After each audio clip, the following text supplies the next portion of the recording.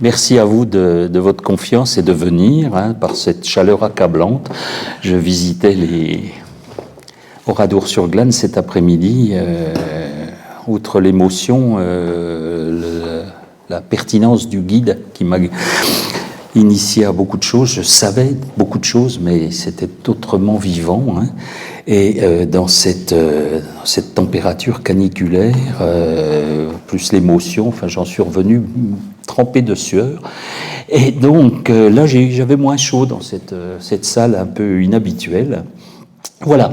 Alors, je vais aborder un problème et une série de problèmes extrêmement compliqués qui font l'objet de discussions. Et ce que j'apporte, il faut bien en être conscient, c'est effectivement, j'ai commencé en 83 à travailler sur la police, et donc c'est 40 ans de travail sur les archives. Je n'ai eu accès aux archives qui concernent la période de l'occupation qu'à partir de 1994, parce que c'était le cinquantenaire de l'arrivée de Gaulle à Bayeux. Et là, je me suis trouvé dans une réunion un peu folle. J'avais en face de moi messieurs Mesmer, Pasqua, Tricot, et j'aurais dit, moi je ne peux pas travailler si je n'ai pas accès aux archives. Ils m'ont signé, et depuis, je ne quitte plus les archives. C'est tellement quelque chose de fascinant, on ne peut pas imaginer. Alors, je voudrais commencer par un texte qui va nous mettre dans l'ambiance. Je vous lis ceci. Ce 16 juillet 1942, on vient de commémorer, c'est bien sûr la date de la dite rafle du Veldiv.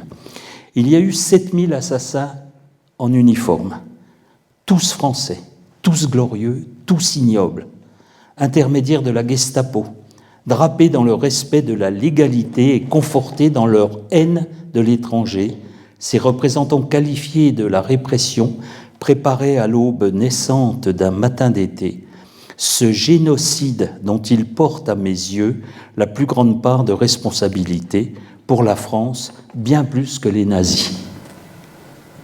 Texte terrible, qui est parsemé bien sûr de préjugés, d'erreurs, etc., mais je ne me permets jamais de juger les gens.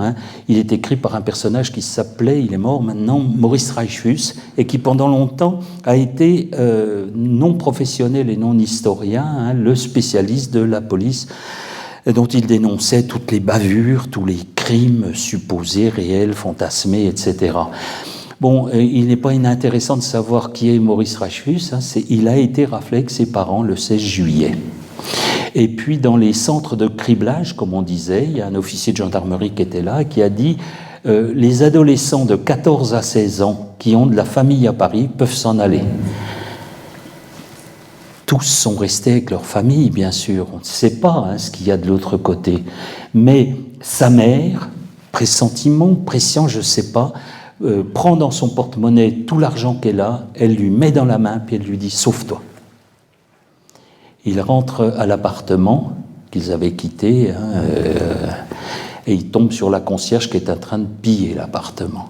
Alors je peux vous dire qu'il a, à l'égard des policiers et à l'égard des concierges, une haine tenaillée au corps qui explique en partie ses propos qui sont bien sûr...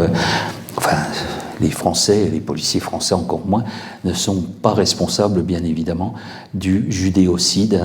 Il oublie qu'il y a les nazis, mais pour lui, c'est pire que les nazis. Alors, tout ça pour vous dire que je vais aborder un problème, un héritage lourd, bien sûr, une image noire qui colle d'autant plus à la police et qui fait tache dans son histoire. Je vous rassure, je donne des cours dans les écoles de police, enfin j'ai arrêté cette année, et il est important que la police, autant la police est importante dans une démocratie, sache ce qui s'est passé. Or c'était quelque chose dont on ne parlait pas pendant très longtemps. Pendant très longtemps, moi je passais à Paris devant des écoles où il y avait une plaque où on disait « Passant, souviens-toi, ici 110 gamins, enfin enfants, ont été raflés, arrêtés par la Gestapo ». Il n'y a pas de Gestapo du tout, ils avaient été arrêtés, raflés par des gardiens de la paix.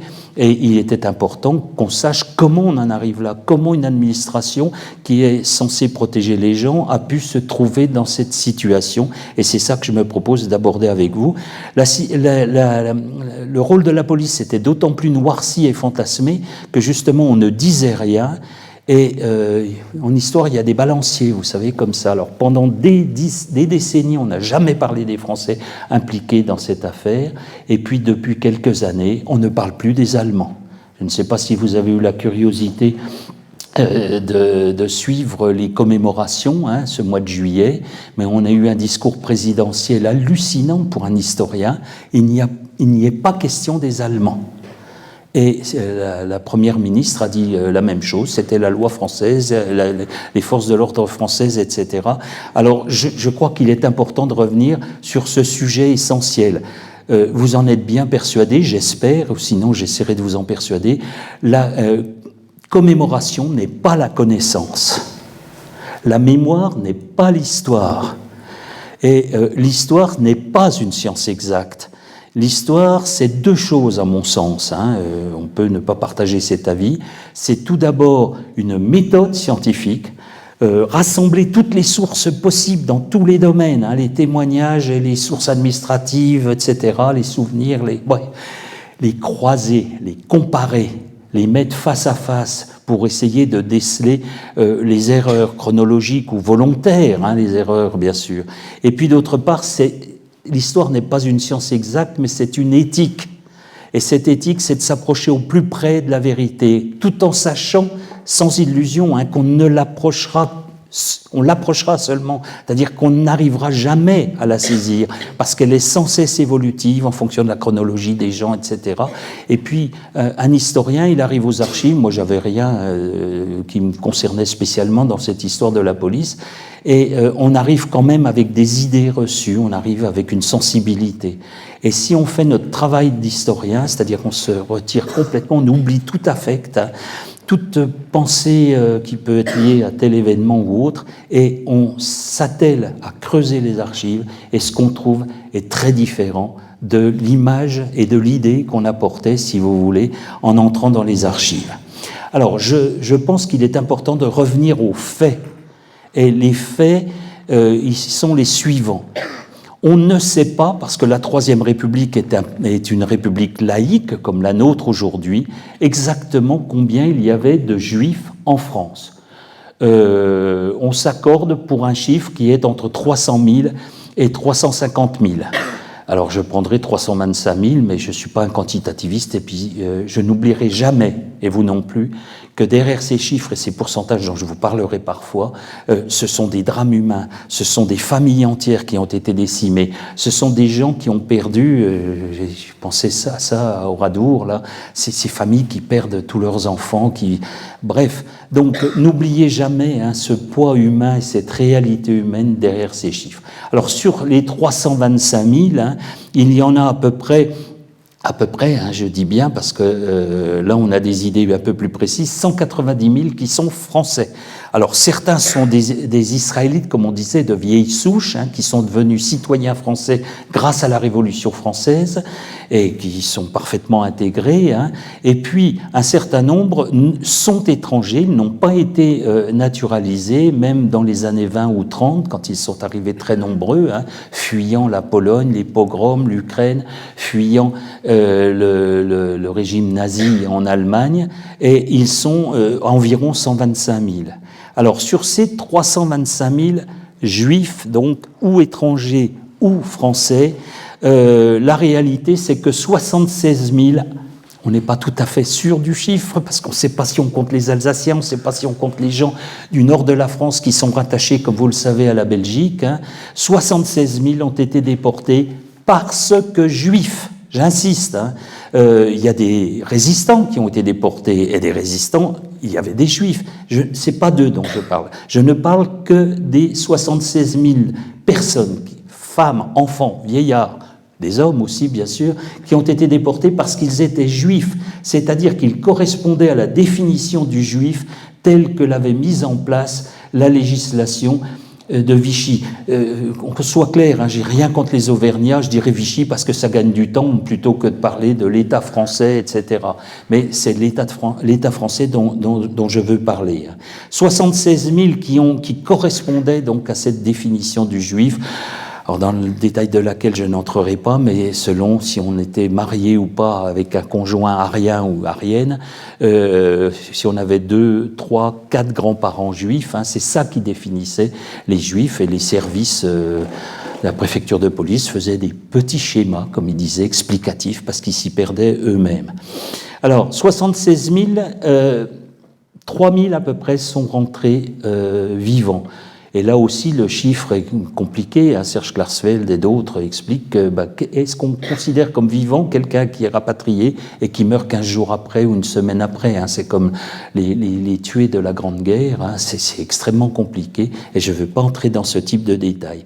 Alors, sur ces 76 000 juifs déportés de France, hein, là aussi, je ne peux pas vous donner de plus de précision, mais à mon sens, entre 80 et 90%, et on est plus près de 90 que de 80, ont été arrêtés, quelle que soit la forme de l'arrestation, hein, j'en reparlerai, par des Français. 80 à 90%, et sans doute en fait très proche de 90%. Alors ça pose un certain nombre de questions essentielles. Alors ces Français, ce sont des policiers français, ce sont des gendarmes français, et puis d'autres gens, des auxiliaires dont je dirai un mot tout à l'heure. Ça pose un certain nombre de questions. Alors je vais les aborder de façon extrêmement superficielle, hein. Je vous prie de m'en excuser d'avance. Les questions me permettront éventuellement, ou vous permettront d'aborder plus en profondeur les choses. Mais la première question, c'est pourquoi ce sont les Français ? Le génocide, ou le judéocide si vous préférez, ce sont les Allemands, et c'est précisément les nazis. D'ailleurs, je suis gêné quand je dis les Allemands, parce qu'il y a au moins autant d'Autrichiens que d'Allemands, hein, dans les gens du Judenreferat, etc. Un certain nombre de ces criminels sont notamment des Viennois, hein, quelqu'un comme Alois Brunner, etc. Alors pourquoi les Français ? Deuxième question que j'aborderai très vite, hein, c'est est-ce qu'ils savaient ce qui attendait les gens qu'ils arrêtaient, qu'ils raflaient, qu'ils conduisaient, qu'ils internaient à Drancy, dans les camps du Loiret, comme on dit, à Pithiviers, Beaune-la-Rolande et dans d'autres lieux. Ces Français, c'est qui concrètement ? Quels sont les services, quels sont les policiers, quelles sont les administrations qui ont participé donc à ces arrestations ? Et comment concrètement ? Est-ce que ça s'est passé systématiquement par des rafles, dont celle dite du Veldiv qu'on a commémorée au mois de juillet, hein, ou est-ce que il y a des tas d'autres façons d'être arrêtés, de terminer la soirée à Drancy et d'être déporté parfois dès le lendemain ou dans les semaines qui suivent. Ces policiers, ces gendarmes, qui sont, il faut être clair, hein, ce ne sont pas... je sais qu'il y a un fantasme, une image noire sur les policiers, mais ce sont des gens comme vous et moi. Ils ont de la famille, hein, ils ont des enfants, etc. Comment ils ont réagi ? Quelles attitudes ont-ils eues face à des missions, j'insiste, hein, qui sortaient très clairement des clous de leur profession ? C'était quand même la première fois depuis Louis XIV, hein, pour aller vite, qu'on réprimait, qu'on arrêtait des gens pour leur religion. Et là, c'est encore pire. C'est pas forcément leur religion, mais c'est la religion de leurs grands-parents, hein, comme on avait pu persécuter les protestants après la révocation de l'édit de Nantes par l'édit de Fontainebleau, hein. Et concrètement, si vous voulez, moi, c'est ça qui m'intéresse, hein, c'est l'individu face à ce type de mission et face à ce type de responsabilité. Que pouvait-il faire et qu'ont-ils fait ? Alors, vous imaginez, là, je vous ai donné le programme du premier trimestre, hein, et donc je vais aller très vite, hein, je vous prie de m'en excuser, mais je crois qu'il est important de préciser les choses. Alors, pourquoi les Français ? Eh bien, parce que les gens dont je vous parle, c'est-à-dire les gendarmes et les policiers, je ne sais pas s'il y en a parmi vous, si vous en avez dans vos familles ou autres, il faut toujours se souvenir que ce sont des soldats de la loi. Et que cette loi, leur boulot, c'est de l'appliquer, de la faire respecter, de poursuivre les gens qui la transgressent, que ce soit des crimes, des délits, et là, en l'occurrence, c'est un délit philosophique, on va poursuivre les francs-maçons, hein, un délit politique, on va poursuivre les communistes, un délit, je ne sais même pas comment l'appeler, parce qu'il n'est pas religieux, il y a plein de juifs qui ont été arrêtés, qui ne pratiquaient pas du tout la religion, hein, mais je vous ai dit, hein, c'est la religion des grands-parents qui fait foi. Alors, c'est d'autant plus compliqué dans la période 1940-1944 que ces policiers et ces gendarmes vont devoir faire respecter, poursuivre les gens qui ne respectent pas ou qui transgressent deux lois, et c'est ça qui complique tout. La première des lois, on aurait tort de l'oublier, et moi j'ai été scandalisé très fortement par ce qui s'est passé pour cette commémoration de juillet 1942, ce qu'on vient de vivre là. On n'a plus parlé des Allemands. Or, il faut quand même se souvenir que la France, en 1940, subit une défaite encore pire que celle de 1814-1815, encore pire que celle de 1870-71, et que la France s'effondre, moralement, psychologiquement, politiquement. La Troisième République tombe dans la poussière, dans un discrédit total et autres. Et c'est pas l'heure ni le lieu ici de discuter de l'opportunité ou pas de l'armistice. Moi, c'est pas du tout mon sujet, mais il n'en demeure pas moins que le gouvernement, qui est le gouvernement Pétain, mais gouvernement de la Troisième République, il est le dernier président du Conseil, il vient de succéder à Paul Reynaud, demande l'armistice aux Allemands. Et les Allemands vont imposer un armistice d'une dureté extraordinaire. Deux choses importantes. La première, c'est qu'ils font jouer ce que l'on appelle la Convention de La Haye. La Convention de La Haye était une convention qui datait d'avant la guerre 14 et qui précise les droits du vainqueur et les droits de l'occupant. Eh bien, il faut que vous sachiez que c'est l'article 3, la Convention d'armistice écrit noir sur blanc que les ordonnances allemandes, je dis bien les ordonnances allemandes, elles sont prises par ce qu'on appelle le Militärbefehlshaber in Frankreich, et ça c'est le MBF, qui siège à l'hôtel Majestic, comme disaient les Allemands, Majestic, à côté de l'Arc de Triomphe.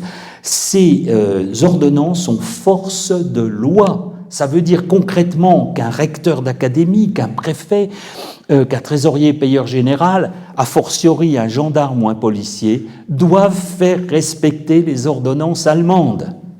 Et combien de fois les Allemands diront vous n'avez pas à discuter, c'est une loi et vous n'avez pas à demander l'autorisation de Vichy ou n'importe quoi, vous devez obéir et c'est tout. Alors, ces ordonnances allemandes, puis il y en a une, excusez-moi, on aurait tort d'oublier, je crois qu'on n'en parle jamais, l'article 19 de l'armistice prévoyait la livraison, c'est contre l'honneur, c'est terrible, aux Allemands et aux Italiens, c'est-à-dire les vainqueurs, la livraison des réfugiés politiques allemands ou italiens, c'est-à-dire des anti-nazis, des anti-fascistes, qui étaient réfugiés en France, certains pour les Italiens depuis le début des années 20, et on devait les livrer. Ça n'était pas discutable, c'était dans la Convention d'armistice. Alors je veux bien que 70 ans, 80 ans après, on dit, il y avait qu'à, fallait faire... Non, bien sûr que non. On est dans une situation terrible. Les Allemands sont les vainqueurs, sont les occupants.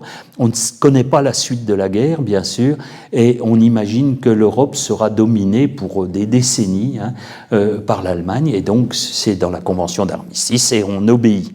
Alors, je vous rappelle que ces ordonnances allemandes, elles sont, je ne vais pas entrer dans le détail, rassurez-vous, mais elles sont terribles en ce qui concerne les Juifs, puisque les Allemands sont porteurs, pas encore du génocide, il va se mettre en place à partir essentiellement de l'été 41, l'invasion de l'URSS, et puis petit à petit être étendue au reste de l'Europe occupée par les Allemands. Mais ces ordonnances, ce sont les Allemands, j'insiste, contrairement à ce qu'a dit M. Macron, ce ne sont pas les Français. C'est par exemple le recensement. qui est obligatoire. On ne sait pas qui est juif et qui ne l'est pas en France. On ne sait pas où ces gens habitent, etc. Donc les Allemands imposent un recensement. Ce recensement, il a lieu tout le mois d'octobre 1940. Les différents jours voient la lettre A, la lettre B, la lettre C. Et le symbole est très fort, puisque à Paris, où vivaient plus de 120 000 juifs, eh bien, le recensement, il est dans les commissariats. Ailleurs, c'est plutôt les préfectures. Hein. Mais il y a beaucoup moins de juifs, il y en a plus de 120 000, je disais, à Paris. Il y en a plus de 113 000 qui sont allés s'inscrire parce que c'est la loi, parce que la France c'est le pays des droits de l'homme, parce qu'ils ont été accueillis, parce qu'ils ne voient pas pourquoi ils ne s'inscriraient pas. Hein. Et donc ça va être terrible puisque vous le savez, à partir de ce recensement, les services papiers, c'est-à-dire les services administratifs, hein, pas les flics qu'on voit dans les rues qui combattent les bandits ou les délits, ceux qui sont dans les bureaux, hein, eh bien, vont dresser un fichier. Et ce fichier qu'on appelle le fichier juif, qu'on appelle souvent aussi le fichier Tullard, car c'est André Tullard qui était sous-directeur des étrangers et des affaires juives désormais, qui va devoir gérer ce fichier. Alors, plus de 113 000 personnes, ça veut dire en réalité pratiquement 500 000 fiches hein, qui vont remplir des cabriolets, comme on appelle ça, dans des salles où on a enlevé le plancher pour qu'elle soit plus haute. Hein, et ces étrangers et ces juifs sont fichés par nom, patronyme bien sûr, hein, sont fichés par adresse, par profession et par nationalité. Ce qui veut dire que si on cherche un juif grec ou bulgare qui est boucher et qui habite le 13e arrondissement, même si on ne connaît pas son nom, on a plusieurs moyens de le retrouver. Ce recensement d'octobre 40, il est essentiel. Hein, ça va être la base de toute la répression ultérieure. Alors, dans les préfectures, bon, à Dijon, il y avait 30 Israélites, hein, donc c'est pas ça. Hein. À Limoges, excusez-moi, j'ai pas le temps du tout de travailler, mais j'ignore la situation. Mais à Paris, c'est quelque chose de terriblement important qui va être mis en œuvre et utilisé par la préfecture de police. D'autres ordonnances qui nous intéressent, ces juifs, maintenant, on sait où ils habitent, on connaît leur nom, on connaît leur profession, leur nationalité, mais on ne peut pas les repérer dans la rue. Même si les Allemands ont une vision racialisante de ce qu'ils appellent la juiverie, hein, je viens de lire plein de textes, et on en sort un peu mal, hein, eh bien, un juif, c'est pas une race, hein, bien sûr. Donc, ça veut dire qu'il faut qu'on les repère, et pour les repérer, il faut les marquer. Et donc, c'est la 8e ordonnance hein, que Vichy a refusé systématiquement et que les Allemands vont prendre à la fin du mois de mai 1942, qui marque les Juifs, vous le savez, d'une étoile hein, de la taille de la paume d'une main à l'emplacement du cœur, cousue à petits points et pas dissimulée ni par une écharpe ni par une serviette, etc. Elle entre en application début juin 1942 et ça a été quelque chose, c'était une émotion terrible. Hein. Même les nazis les plus convaincus observent que ça passe mal dans l'opinion publique. Et contrairement à ce qu'on peut imaginer, ils sont très attentifs à l'opinion publique. Parce que la France, c'est 33% de leurs besoins alimentaires, c'est 25% de leurs besoins industriels. Et donc, ce qu'ils veulent surtout, c'est la tranquillité. Pas de révolte, pas de dissidence, etc. C'est pour ça qu'ils ont, à l'égard du gouvernement Pétain, des précautions parce qu'il est une espèce de garant hein, que la France dispose d'un statut un peu particulier, etc., etc. Et puis on continue, vous les connaissez, les autres ordonnances. Hein. C'est l'interdiction de posséder une bicyclette, d'avoir le téléphone. C'est l'obligation de faire ses courses à des heures bien particulières où il n'y a plus rien dans les magasins, bien sûr. Hein.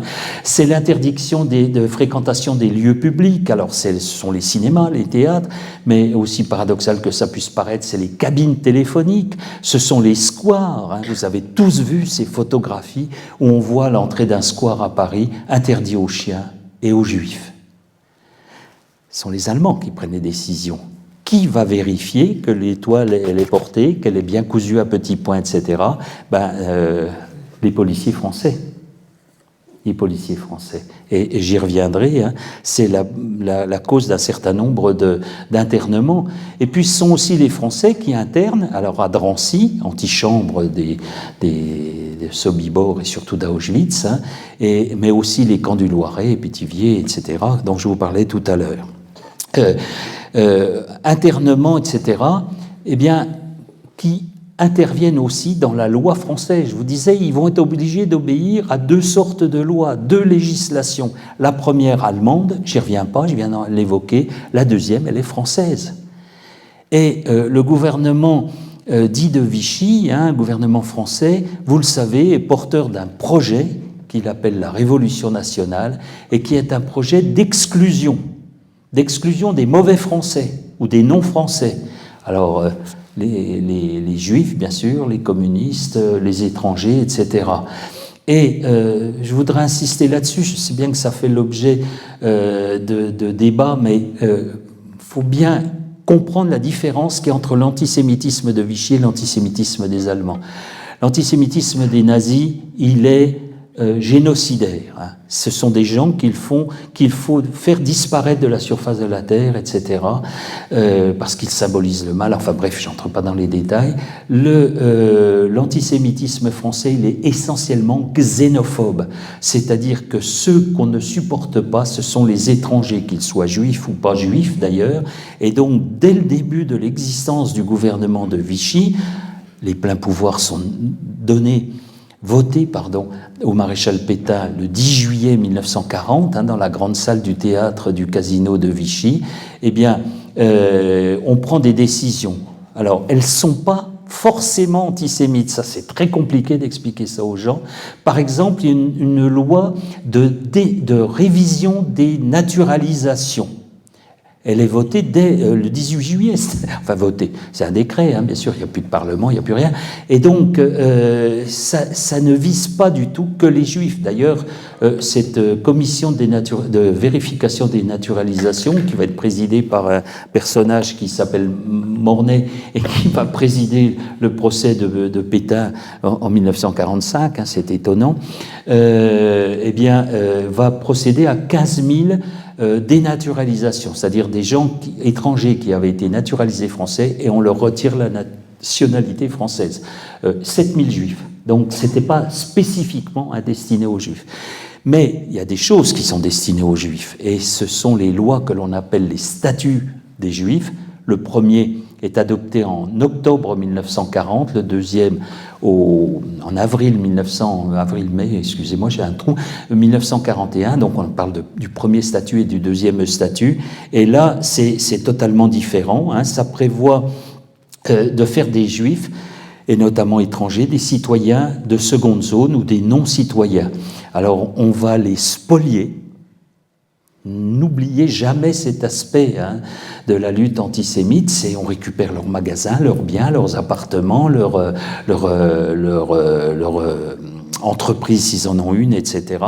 On va les exclure de secteurs entiers de la culture et de l'économie française. On trouve qu'il y a trop de juifs dans le cinéma, dans l'édition, etc. Donc on trouve qu'il y en a trop dans les professions médicales, les pharmaciens, les médecins. Alors on va créer des numerus clausus en réservant, en limitant le nombre de juifs dans ces professions. Et puis on va aussi, on en parle rarement, on va aussi les interner. Et c'est le cas notamment de tous les juifs étrangers, et notamment allemands, qui vont être internés dans des camps de zones non occupées, où il n'y a pas un seul Allemand, et parce qu'ils sont des étrangers, et j'en reparlerai, on les livrera par la suite aux Allemands. Alors, deuxième question, j'irai beaucoup plus vite. Nos gardiens de la paix, vous savez, vous connaissez les photos, ils boivent plusieurs milliers de litres de vin, tant blanc que rosé et que rouge dans leur carrière. Ce sont des gens français et tout. Les uns sont des ouvriers qui se retrouvent au chômage, d'autres sont d'anciens militaires qui se sont trouvés que dans l'administration on était plutôt tranquille et tout. Et est-ce qu'ils savaient? Non. Et ça, je sais que j'ai beaucoup de gens qui ont du mal, parce que il faut, je vous en supplie, rendre au passé son futur. On ne savait pas, alors qu'il y avait la guerre en Yougoslavie, ce qui se passait à Srebrenica. alors qu'on a des moyens d'information qui n'ont rien à voir avec ce qui se passait en 1942, 43, 44. On ne savait pas ce qui se passait au Rwanda, on le devinait et tout, mais on n'imaginait pas ce massacre à la machette, etc. Donc à l'époque, non, on ne sait pas. D'ailleurs, c'est tellement vrai que quand les gens reviennent vivants en 1945, qu'ils racontent ce qu'ils ont vécu, les gens n'y croient pas en face. Hein. Puis ils disent, si c'était comme tu dis, pourquoi t'es revenu, toi? Comment tu y as échappé? Ce qui fait que ça les culpabilisait, hein, bien sûr. Ils avaient l'impression que les autres étaient morts à leur place. Hein. On ne peut pas imaginer l'inimaginable. Je prends souvent devant mes étudiants l'exemple de Raymond Aron, hein, juif, qui se trouve à Londres, hein, dans l'entourage du général de Gaulle, et qui écrit très tardivement sur cette question. Et il écrit je l'ai su, mais je ne l'ai pas cru. Et comme je ne l'ai pas cru, je ne l'ai pas su. C'était invraisemblable. Hein. On a eu des fuites, on a eu une colonne de quelques dizaines de lignes dans le New York Times, page 7, hein, vous imaginez. Yann Kraski est venu à New York, hein, et il a raconté à Roosevelt, il a rencontré à Londres Churchill. C'est pas qu'il n'y croyait pas, mais de toute façon, on ne pouvait pas en parler parce que ça servirait la propagande des Allemands et ça accablerait encore plus les Juifs parce qu'on les considérait comme encore plus responsables de la guerre, etc. Question suivante, qui? Eh bien, au risque de vous surprendre, tous les policiers et les gendarmes ont été mouillés dans cette répression raciale.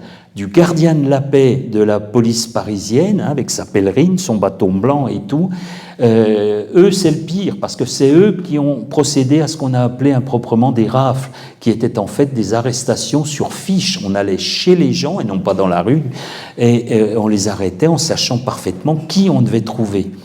Donc, la police municipale, aujourd'hui je parlerai de sécurité publique, hein, c'est-à-dire les gardiens de la paix, mais aussi, alors beaucoup plus inattendu, les services papiers, comme je disais, c'est-à-dire des services administratifs. Oh, ils ont arrêté aucun juif, non, mais ils notaient ceux qu'il fallait arrêter, hein, ils dressaient les listes, ils préparaient les fiches des rafles, et ils ont une responsabilité écrasante, parce qu'alors eux, personne n'allait vérifier ce qu'ils faisaient, et ils auraient eu les moyens, évidemment, d'égarer, de supprimer un certain nombre de fiches, ce qui ne semble pas avoir fait. Hein. Mais des gens encore plus inattendus, les gens des renseignements généraux. Renseignements généraux, c'est un concept qui a été inventé dans les années avant 1914. C'est une police d'observation, hein, dont le rôle est de prévenir le gouvernement des actions des partis politiques, syndicats et autres, prévoir les grèves, parce que gouverner, c'est prévoir, et c'était leur boulot. Bon, à Paris, la 5e section des RG, comme on dit, était chargée en réalité du contre-espionnage. Et c'était une section de recherche, hein, spéciale. Et puis, évidemment, il n'y a plus de contre-espionnage, puisqu'ils avaient lutté contre les Allemands. D'ailleurs, leurs chefs ont été déportés en Allemagne. Hein, et donc, on les a replacés dans d'autres services, et notamment le service de ce qu'on appelait le rayon juif, 3e section des RG.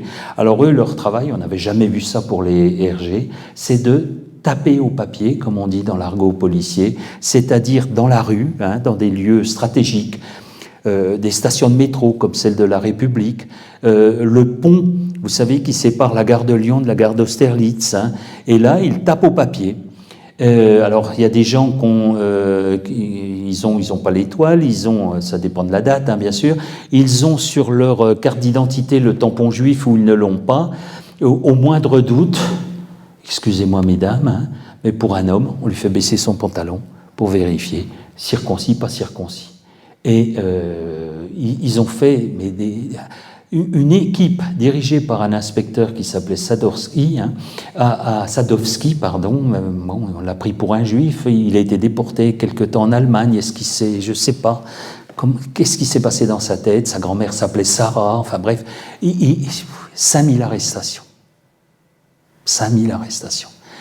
La police judiciaire, vous savez, 36 quai des Orfèvres, les gens qui combattent les méchants, qui nous protègent et tout, se sont trouvés impliqués dans la répression raciale. On a créé au sein de la police judiciaire du quai des Orfèvres, pour simplifier, fin 42, hein, une section des affaires juives. Et cette section, son travail, c'était d'aller vérifier, parce que ça, ne l'oubliez jamais, on jette l'opprobre sur les policiers, mais on dit 1 million, il y en a peut-être moins, il y en a peut-être plus, de délations.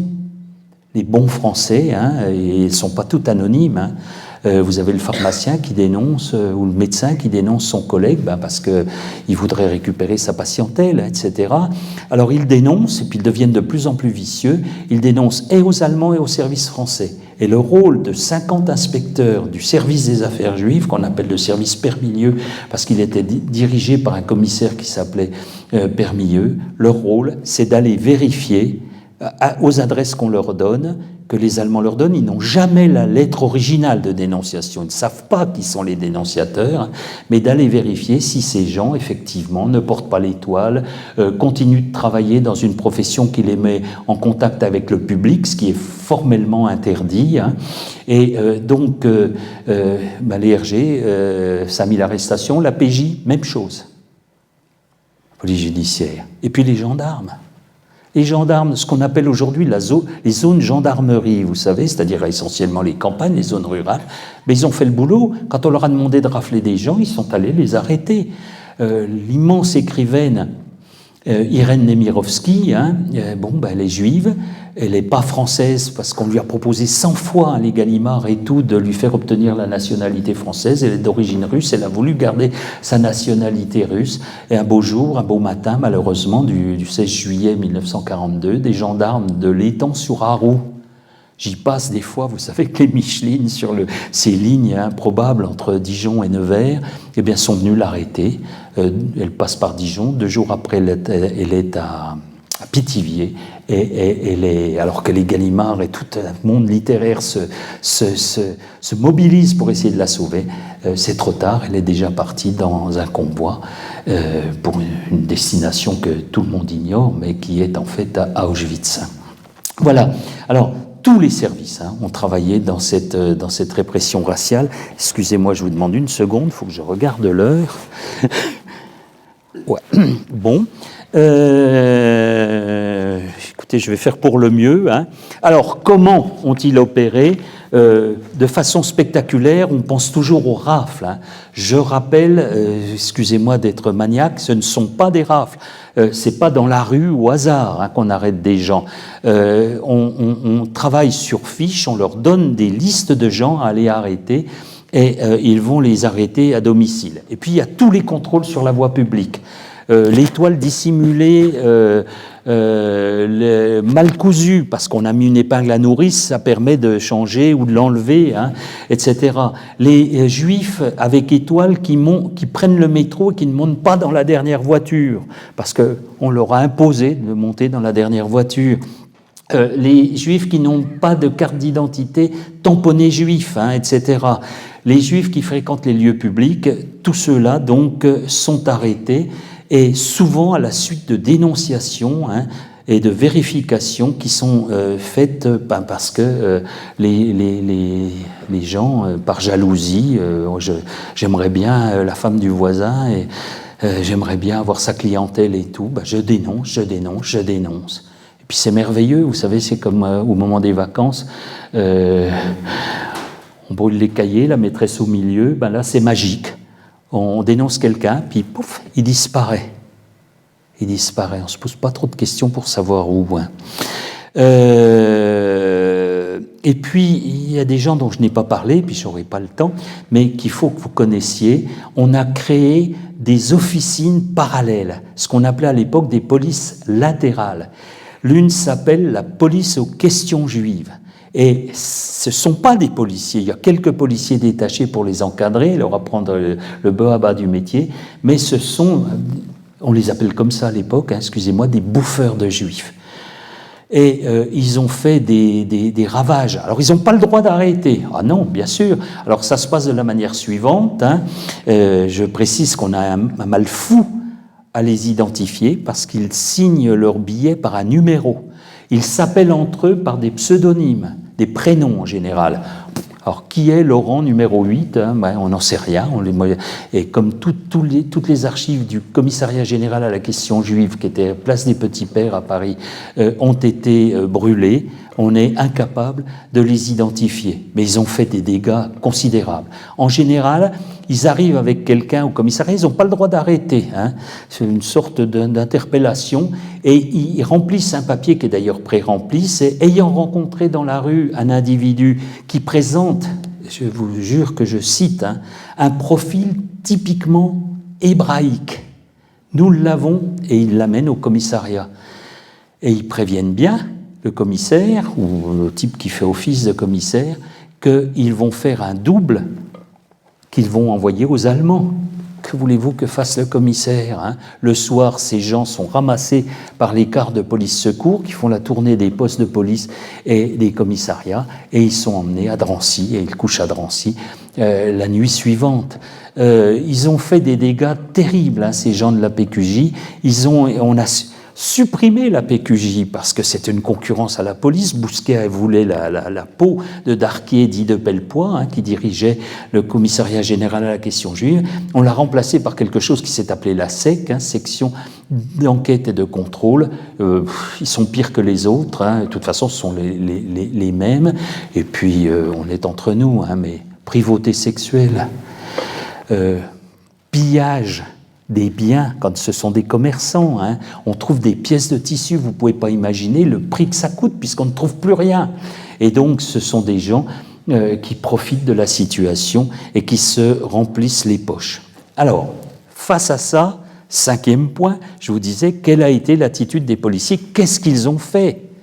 Eh bien, je serai extrêmement précis, hein, comme pour... ils ne savaient pas la destination des convois, bien sûr, et des gens déportés, eh bien, ce qu'ils ont fait, c'est obéir. Ils ont obéi massivement, parce que la police, c'est comme l'armée. Ça fonctionne, on est acculturé à l'obéissance. Hein.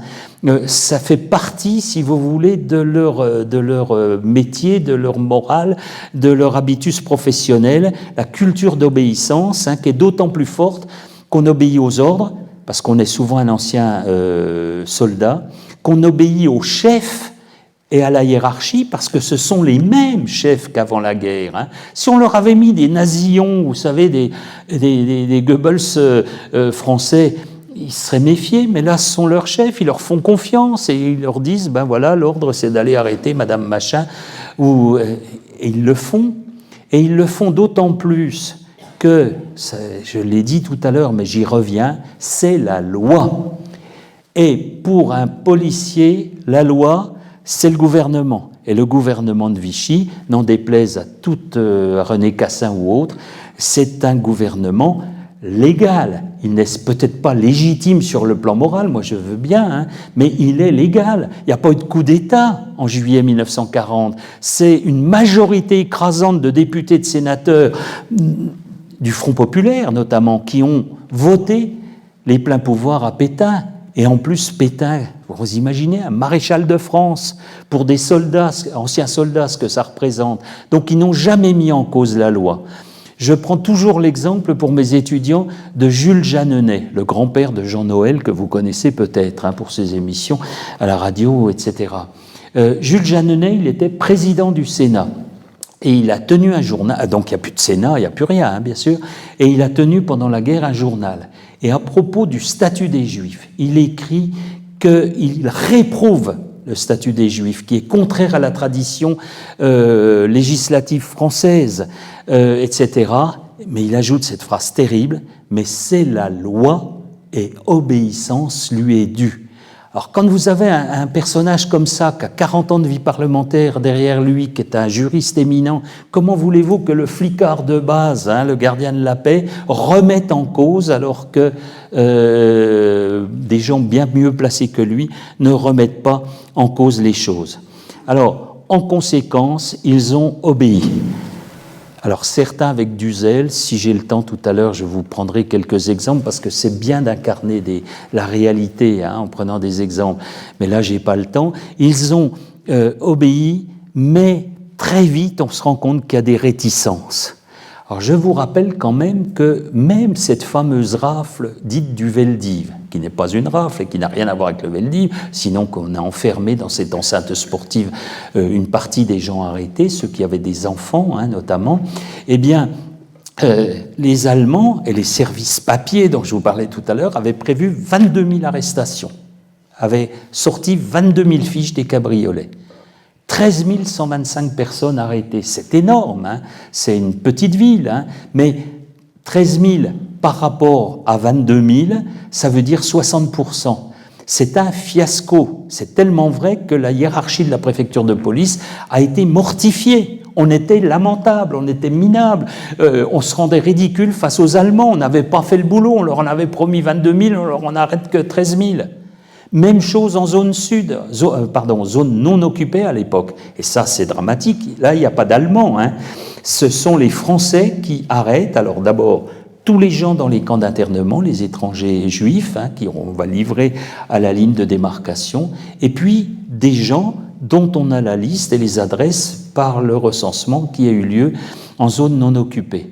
Et là, Bousquet attendait 11 à 12 000, avait promis 11 à 12 000 arrestations aux Allemands, et il y en a un peu plus de 6 000. Alors, je n'ai pas le temps là, mais c'est très intéressant de voir les différences entre policiers et gendarmes et entre villes. Alors, juste comme ça, très vite, Montpellier. Les policiers, alors ça aussi, les documents d'époque, c'est important, avaient reçu 127 noms et adresses de juifs à déporter, à arrêter, pardon. Et ils en ont arrêté 15 sur 127, c'est-à-dire 12%. Les gendarmes, toujours dans la zone Montpellier, en arrêtent 53 sur 144, c'est-à-dire 37%. N'en déduisez rien sur gendarmes et policiers, puisque selon les villes, à 7, par exemple, c'est exactement l'inverse. Les policiers arrêtent 69 personnes sur 74, c'est-à-dire on est à 93%. Et alors que les gendarmes n'en arrêtent que, excusez-moi du que, 66 sur 135, c'est-à-dire moins de 50%. Donc, il y avait moyen d'échapper assez. Alors moi j'ai beaucoup travaillé au Centre de documentation juive contemporain, on a fait de la formation pour les policiers, j'ai eu une chance inouïe, c'était de travailler en binôme, moi comme spécialiste si j'ose dire, et puis un survivant, souvent une survivante d'ailleurs de la déportation. Et c'était impressionnant que chacun finissait par dire « ben oui, c'est finalement un gendarme qui a tourné la tête, c'est finalement un policier qui m'a dit « sauve-toi », etc., etc. Le problème, et vous le sentez bien, c'est qu'il fallait être d'accord. Et c'est pour ça qu'on envoie toujours plusieurs policiers, parce qu'on espère qu'évidemment, il y en a toujours un qui empêchera les autres ou qui balancera les autres, etc. Alors, il y a un cas de figure atypique. J'étais, il y a 15 jours, faire une conférence là-bas, à Nancy. Le service des étrangers de la police de Nancy, qui est encore une police municipale, qui n'est pas étatisée, on est en zone occupée, traitait tous les jours ces juifs qui étaient des étrangers, ils leur remplissaient leurs papiers, ils finissaient par se connaître, ils demandaient des nouvelles des gamins, ils étaient invités au bar mitzvah, etc. Ils ont été prévenus de la rafle par téléphone de ce qui se passait à Paris, parce que la rafle à Nancy était prévue le 19 juillet, 3 jours après celle de Paris. Et donc, ils ont fait quelque chose d'inouï. Ils sont 7. Ils sont allés prévenir toutes les familles menacées. Ils leur ont donné des vrais faux papiers. Ils leur ont trouvé des lieux où se cacher ou des familles d'accueil. Et parfois, quand ils n'en trouvaient pas, ils les ont pris chez eux. Et conséquence, sur les 300 à peu près, un peu moins, juifs qui devaient être arrêtés, juifs étrangers, il y avait près de 1000 juifs à Nancy, mais seuls les étrangers sont visés, eh bien, il y en a eu une trentaine d'arrêtés, c'est-à-dire 10%. Alors, ils ne sont pas aux ordres, ils ne sont pas prêts à n'importe quelle arrestation, ils ne piaffent pas d'impatience, comme écrira Reichfuss, en attendant une prochaine rafle. C'est complètement faux. On a plein de témoignages. Annette Muller, la petite fille du Veldiv, Annie Kriegel, mon extraordinaire collègue juive, communiste et résistante, qui racontent qu'ils ont vu des policiers pleurer. On n'arrête pas quand même, comme ça, des gens dont on sait bien qu'ils n'ont rien fait, les vieillards sur un brancard, les gamins qu'on tient par la main, etc. Donc n'imaginez pas des gens qui étaient prêts à faire le mal et prêts, c'est pas du tout ce qui s'est passé. Alors, il y avait d'autres solutions, vous allez me dire, souvent les élèves notamment me disent « j'avais qu'à démissionner ». Extrêmement difficile et rare. Et puis, je vous lirai tout à l'heure, si j'ai le temps, une lettre de démission, on en a très peu, écrite par un commissaire qui s'appelait Philippe, qui était commissaire à Toulouse, qui est une lettre extraordinaire. Mais, pour tout vous dire, on était beaucoup plus efficace à l'intérieur de l'appareil répressif qu'en dehors. Une fois que vous avez démissionné, vous faites quoi? Vous ne pouvez plus agir. Alors c'est sûr qu'on agit seulement quand on est avec des collègues qu'on connaît, quand on sait qu'on peut agir, ce qui veut dire, et puis la politique du chiffre, c'est pas M. Sarkozy qui l'a inventé. Vous savez, tous les mois, on fait des bilans des différentes équipes, combien de gens ils ont arrêté, combien et tout. Et ça finit par se savoir vite et se voir très vite quand il y a des équipes qui n'arrêtent jamais personne, ce qu'on appelle à l'époque, dans l'argot de la police, des fiascos. Donc, il faut imaginer qu'il y a eu énormément de sabotage et comme les Allemands ne connaissaient pas la langue, n'avaient pas le personnel nécessaire, ne connaissaient pas le pays, ils ont laissé jusqu'au bout les Français agir. Ils s'en mêlent beaucoup à partir de l'automne 1943, mais ils sont beaucoup moins efficaces. Alois Brunner, donc ce Viennois épouvantable qui a fini sa vie en Syrie, bien sûr, ils sont toujours près de tous les dictateurs. Eh bien, Alois Brunner, qui dirige le camp de Drancy depuis le mois de juillet 1943, pénètre au moment où les Italiens, vous savez, sortent de la guerre, c'est-à-dire en septembre 1943, dans la zone d'occupation italienne. Pour faire vite, ça va de Grenoble à Nice.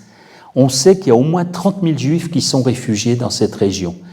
Il va voir le préfet qui lui dit « je ne vous donne pas de liste et tout », et qui téléphone devant lui à Laval, qui dit « vous ne lui donnez rien ». Et il a dû se débrouiller tout seul. Alors il s'est débrouillé tout seul, avec des méthodes, je n'ose vous dire. Il a notamment arrêté le père de Serge Klarsfeld.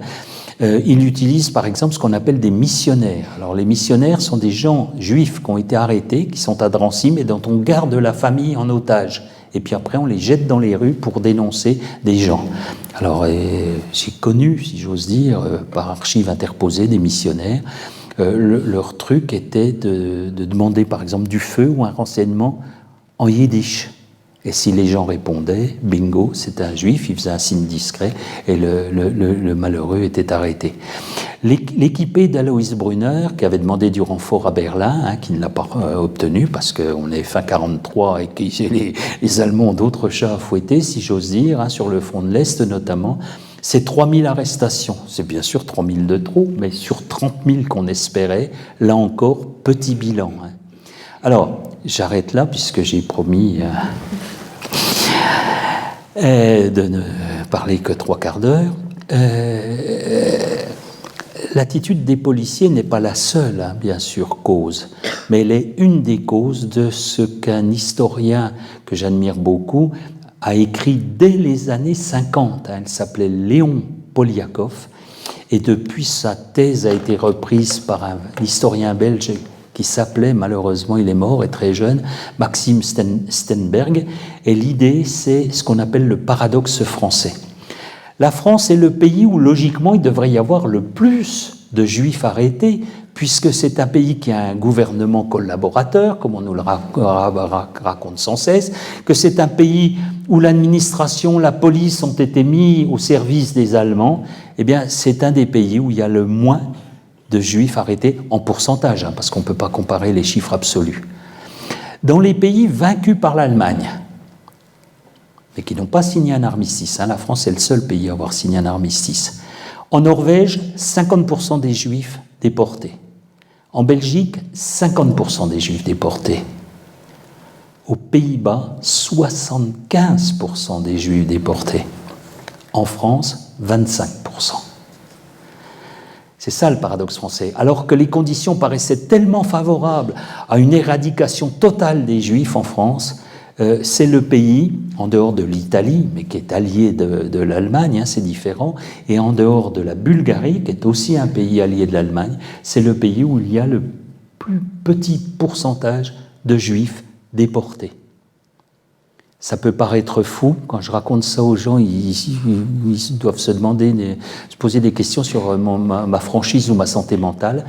40 000 juifs, un peu plus de 40 000 juifs, vivent à Paris en août 1944, à la veille de la Libération. Ils sont fichés, ils sont dans le fichier Tullard, ils portent leur étoile jaune et ils ont survécu, n'ont jamais été arrêtés ni déportés.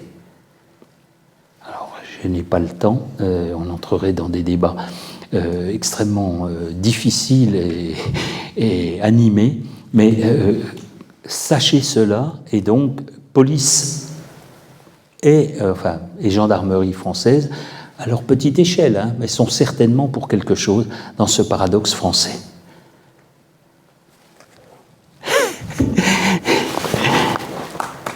55 minutes,